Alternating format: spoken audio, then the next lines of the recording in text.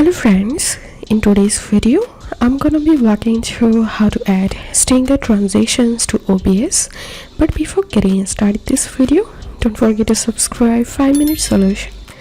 So launch your OBS Studio and here you will find this scene transition section, and all you have to do is just click on this plus icon here and click on stinger and give your stinger name here and click on OK. And now you will need to select your video, so click on browse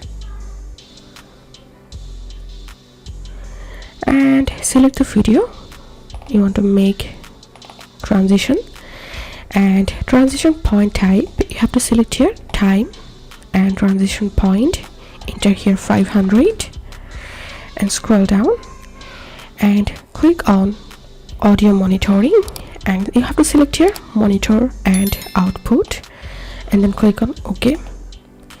And that's how we can do it. If this video helped you, give a thumbs up and please consider subscribe to 5-minute solution. Thank you for watching.